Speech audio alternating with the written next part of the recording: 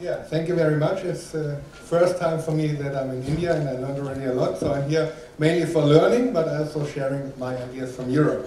So the first question we always like to ask in Europe is why we are even talking about CSR and sustainability. And if you have a look in the population, 150 years ago, there was on the whole planet living about 1.5 billion people. So the same amount of people who are living right now in India lived all over the planet, and now in the next future we will have 10 billion people on the planet. And that really shows why not only in India but everywhere we are talking about CSR and sustainable development. Why? Because we are in the largest transformation of mankind. Yeah? So we cannot continue like we did, because this is all our reports are showing. We are losing biodiversity, we have not enough resources, and we have a big challenge with the climate change. And this is not only a national challenge, it will become a global challenge. Yeah? And since we all live in a big globalized society with the value chain and supply chains already mentioned, it becomes utmost important to our businesses to see how it is part of the solution of those kind of problems all over the world. And this is why the European Commission in 2001 had a kind of a directive saying it's CSR is voluntarily. So everything you do besides compliance, which is beyond law, we called at this time CSR. 2011 we changed our perspective, in Europe at least. We said it's every effect a company has to society, it can be held responsible for. Yeah? Everything. So it's one side how you spend the money, as I learned in India, the CSR law, 2% of your profit, but also the other 98% of how you earn your money will also get more into the focus of the investors, society, and other stakeholders.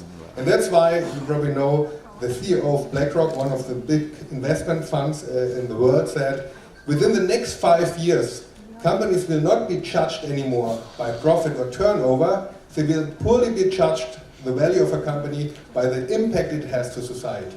And that's why I think CSR is already a very good learning field, because you are starting to measure the impact of society of 2% at least, but this will be brought even to the 100% of your company doing. Yeah? So in the future, I see, that was the question, that the CSR learning, it's the best and biggest opportunity you have to also translate and transform your business models in the future. Why? Because this will be needed. There's of course government, and we in Europe believe always that you need to have strong government, yeah, because you need a framework for your businesses. So it's good that government is acting. Secondly, you will have the customers, yeah, especially the young generation Z we heard about. They want to live a different life. They, at least in Europe, want to have purpose for their life. They are on the streets in Europe right now. Yeah, we have big school pupils going on the street and say, why should I learn and educate myself if the planet doesn't have a future, because we have so big challenges. So there will be a huge force from the young generation also towards business to change their business models.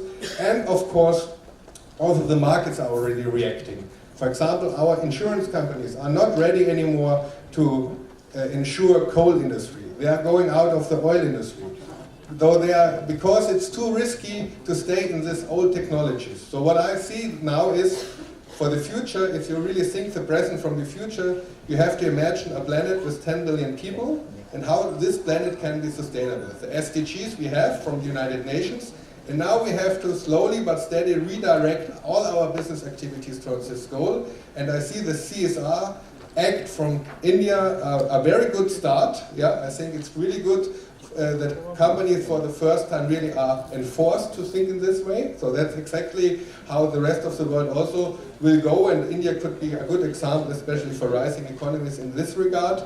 But then again, we need to have a global discussion how to redirect not only the profit but also the making of the profit towards a sustainable society. And then this is, I think, the next step, how the mandated CSR could be used also in India to nudge business into this direction, because this is also not only good for the world and for the society, it's also good for business success. And that's what we learn in Germany right now. We have first studies showing that those companies who are engaging in social and sustainable challenges and problems are also more profitable. Why? Because this is exactly the markets for the future. We need markets for education, we need markets for health, we need markets for water, and that's why CSR and also sustainable management are big. I always say it's the biggest opportunities for business in the future to, on the one side, be part of the solution, but on the other side also make profit in a way which is sustainable for the future, because this is also important to keep in mind.